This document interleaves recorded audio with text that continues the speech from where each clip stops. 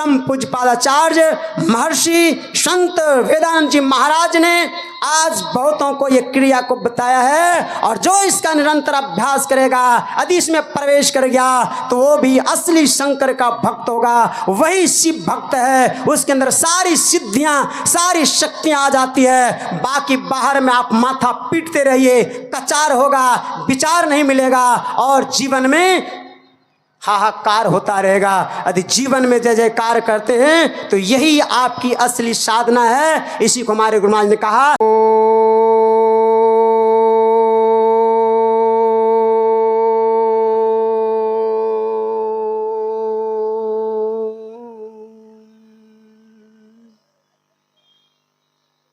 सर्वे भवन्तु सुखिनः सर्वे सन्तु निरामया सर्वे भद्राणि पश्यन्तु मा कश्चित् दुःखभाग् भवेत्। ॐ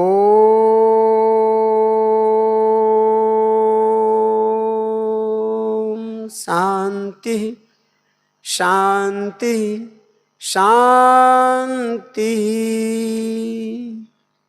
बंदो गुरुपद कंज कृपा सिंधु नररूप हरि महामोहतम पुंज जासु वचन रवि कर निकर धन्य धन्य सतगुरु सुखद महिमा कहे नु जा जो कछु कहूँ तुमरे कृपा मोते कछु न बसा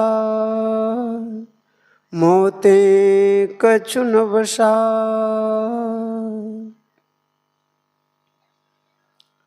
अव्यक्त रूप में सर्वत विराजमान परमाराध सदगुरु महाराज जी के पावन श्री चरणों में कोटि सहदंडवत नमन। व्यक्त रूप में अपने आवास में विराजमान गुरुदेव भगवान के पावन श्री चरणों में कोटि सहदंडवत नमन। मंचस्थ मुद मंगलमय संत समाज के पावन श्री चरणों में कोटि सह नमन। उपस्थित गुरुजन, धर्म प्रेमी, सत्संग प्रेमी महानुभाव, समस्त नगरवासिय, पूजनीय माताओं एवं भक्तिमती बहनों, सभी को मैं नमन करता हूँ और निवेदन करता हूँ कि एक बार पुनः आशीर्वाद देते हुए गुरु महाराज की जय घोष करें। श्री सद्गुरु महाराज की।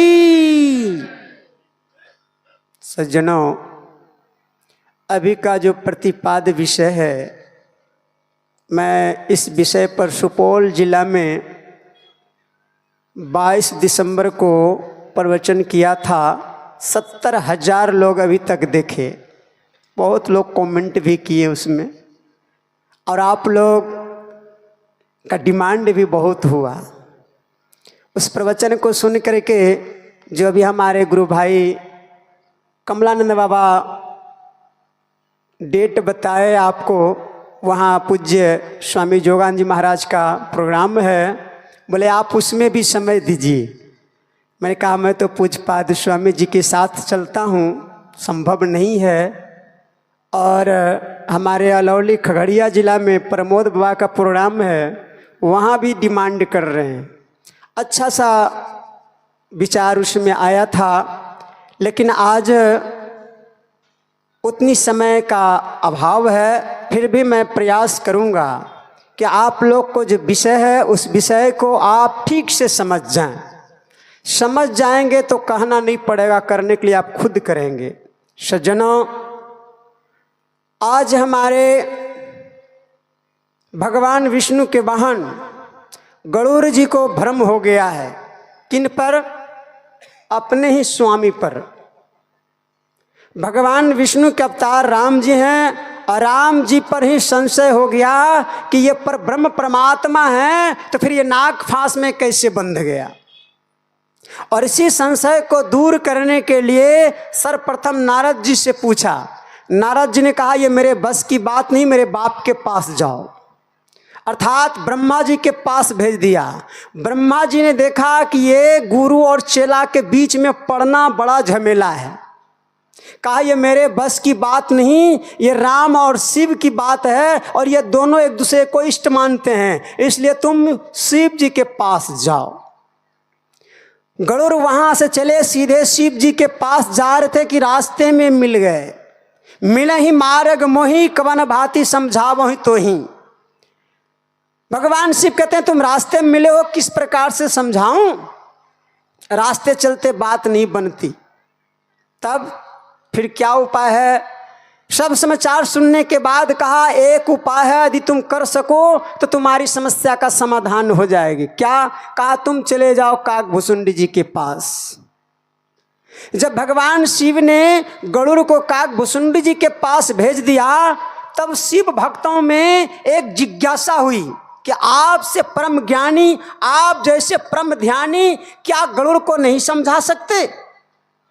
महादेव मुस्कुराते हुए कहते हैं भक्तों मैं समझा सकते थे। कहा फिर समझाया क्यों नहीं? कहा हम समझाते तो साइड इफेक्ट हो जाता। इन नारद जैसे ज्ञानी से रिटायर होकर के चतुरानंद ब्रह्मा जी से रिटायर होकर मेरे पास आया था, और यदि मैं समझाते तो तीनों लोक में ढोल पिटता। तुम मुझे समाधर साधारण समझते हो? हमको समझाने के लिए नारद से ज्ञानी नहीं समझा पाए, महाज्ञानी ब्रह्मा जी नहीं समझा पाए, हम देवादिदेव महादेव से सीख के आए। चार बित्ता छाती फूलाता। और हम देखें अरे आप तो 2 दिन के बाबा जी हैं, बोचाल हैं। हम गुरु महाराज से दीक्षा लिए हुए, पता चलता अभी चुटकी नहीं छूटा है। थोड़ा सा कड़वी होगी, बर्दाश्त कीजिएगा। ऐसे स्वाभिमान होना जरूरी है, पर अभिमान भी ठीक नहीं है, अहंकार भी ठीक नहीं है। अपने में दोष देखना और दूसरे में दोष निकालना बहुत अंतर है। सज्जनों, भगवान शिव ने कहा कि मैं समझाता तो साइड इफेक्ट होता। अभी गया है किसके पास? अपने स्वजाति के पास। खग की भाषा खग जाने, ये भी पक्षी वो भी पक्षी। पक्षियों में राजा, और राजा को अहंकार हो तो उसको भी दंड मिलना चाहिए, इसलिए सबसे नीच प्रजा कौवा है। कबीर साहब ने कहा पक्षी में तू कौवा हुई है, करर करर कुह रही हैं, उड़ी के जाई बैठे बिष्टा पर गहरी चोच लगई है। सबसे नीच कौवा को माना है और उसके पास भेजा है। क्यों? अहंकार रहेगा तो ये ज्ञान तुम्हारे अंदर नहीं उतरेगा। पहले अहंकार शून्य होना चाहिए, अभिमान शून्य होना चाहिए। ये नहीं कि हमारे अनुकूल गुरु हो। यदि गुरु आपके अनुकूल होगा तो आपका सत्यानाश निश्चित होगा। यदि गुरु के अनुकूल आप हो जाएंगे तो आपका उद्धार निश्चित होगा। इसलिए होना है गुरु के अनुकूल, पर आज दुनिया अपने अनुकूल गुरु बनाते हैं। भगवान शिव ने कहा जाओ, और गया है। जब काकभूषुंडी जी ने नब्ज पकड़ा, देखा तो देखा भयंकर बीमारी है। ये चूरन चुटकी से ठीक होने वाला नहीं है, ये टेबलेट इंजेक्शन से ठीक होने वाला नहीं है। ये तो एडमिट करना पड़ेगा, सलाइन चढ़ाना पड़ेगा, ऑपरेशन जरूरी है। सज्जनों, काकभूषुंडी जी ने बीमारी का पता बताया कि ये बीमारी साधारण नहीं है, ये भर्ती होना पड़ेगा। यदि बीमारी आप जान जाएं तो इलाज के लिए तैयार होते हैं कि नहीं?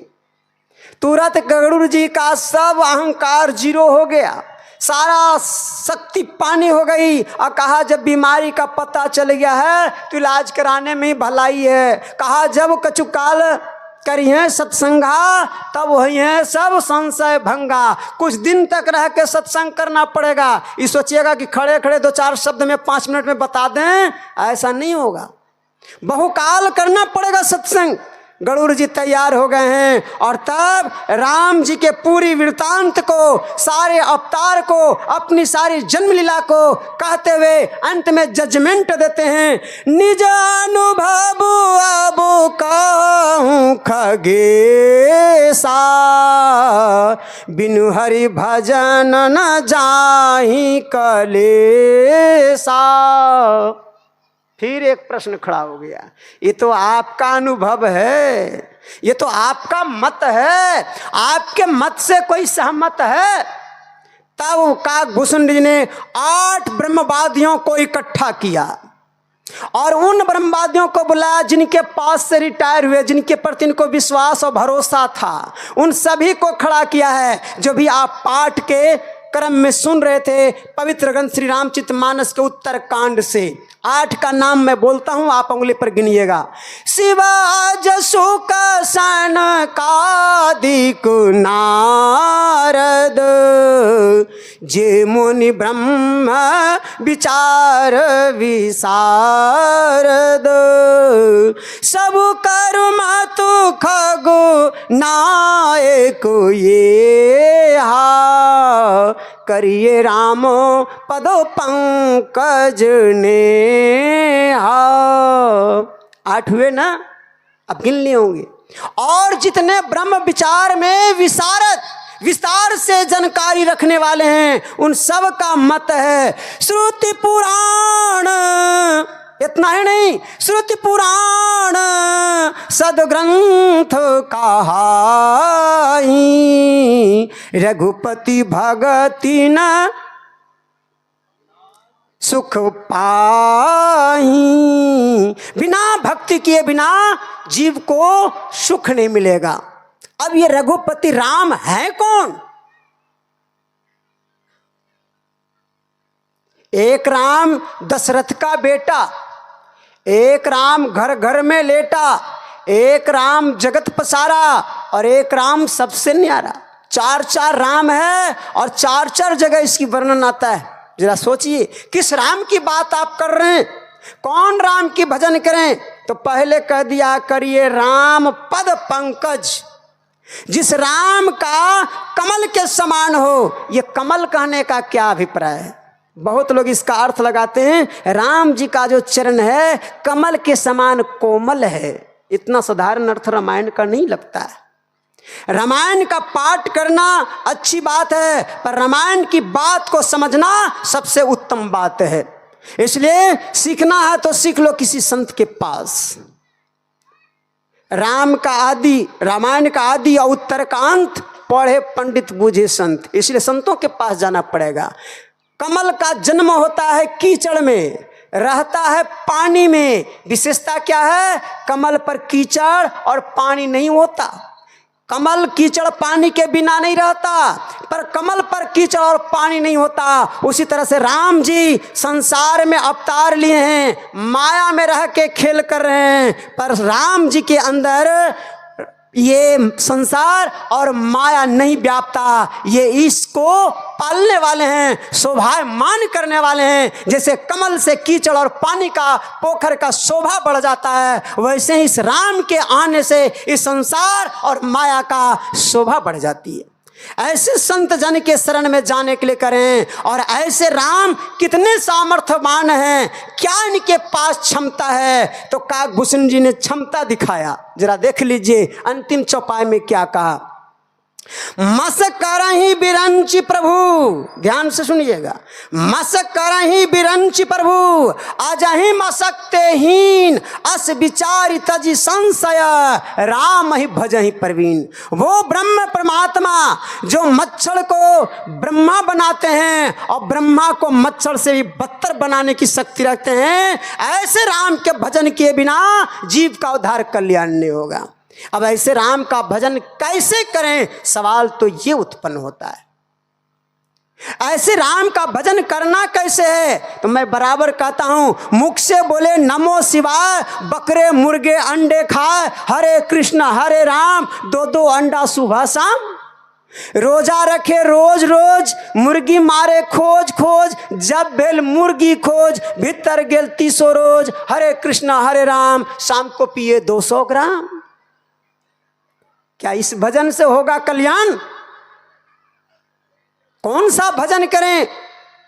भगवान श्री राम से पूछ लीजिए कैसा भजन करना है।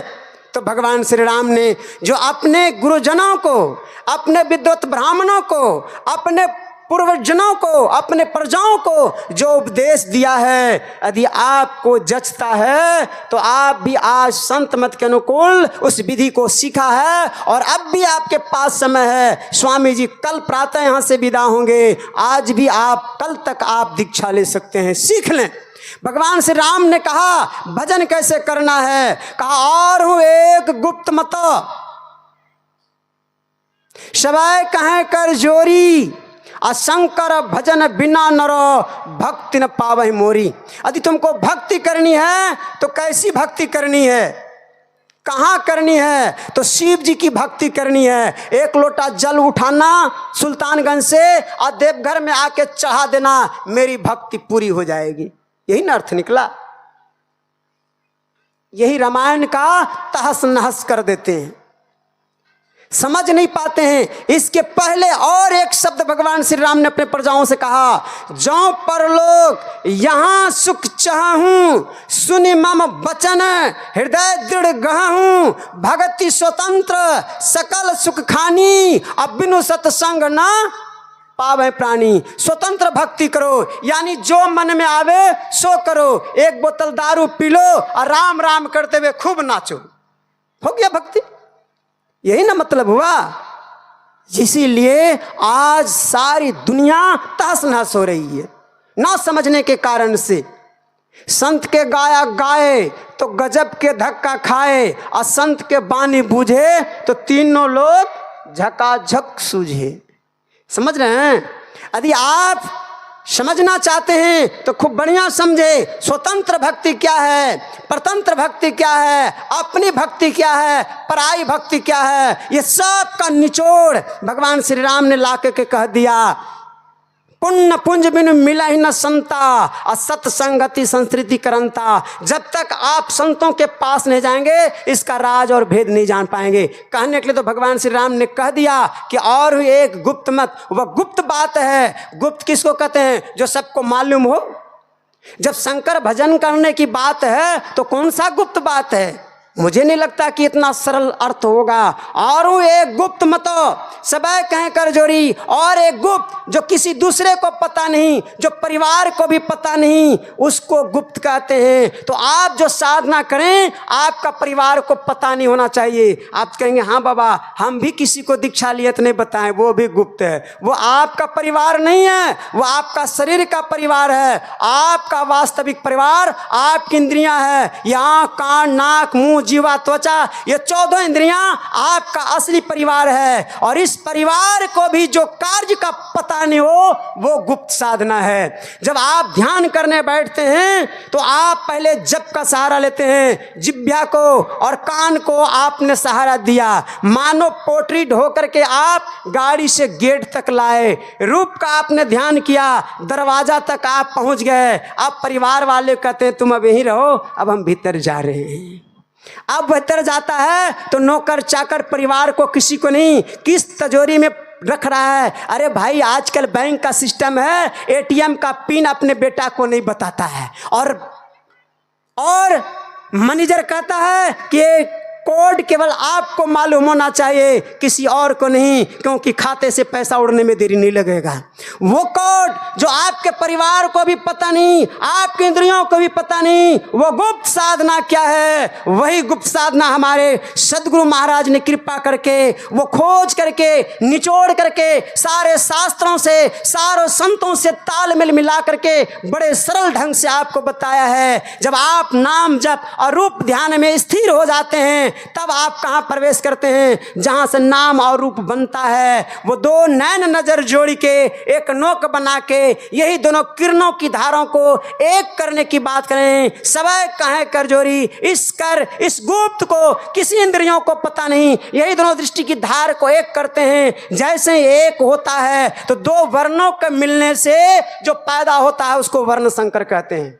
व्याकरण आपका एक स्त्रीण है और एक पुरुषतैण है, एक इंगला नाड़ी है और एक पिंगला नाड़ी है। इन दोनों दृष्टि आधारों को मिलाते हैं, जो बिंदु उत्पन्न होता है उसको शंकर कहते हैं। और ये बहुत ही तेजोमय है। बिंदुनाथ महालिंगम शिव शक्ति निकेतनम देहम शिवालयम प्रोक्तम सिद्धिदम सर्वदेहिनाम। सारी शक्तियां आपके अंदर विराजमान हो जाती है। वो शक्ति जो दुनिया का कोई डिगा नहीं सकता, वो शक्ति आपके अंदर उत्पन्न होती है, जो आप एक बार बैठे बैठे पूरी सृष्टि को आप उंगली पर नचा सकते हैं। इतनी शक्ति आप में है। सृष्टि की प्रलय करने की क्षमता आप में है और सृष्टि की उत्पन्न करने की क्षमता आप में है। ये दोनों दृष्टिधारों की शक्ति आ जाने से एक बिंदुता दुर्बिन हो, दुर्बिन क्या करे, सारे दुर्बिन फैल हो जाता है इस शक्ति के सामने।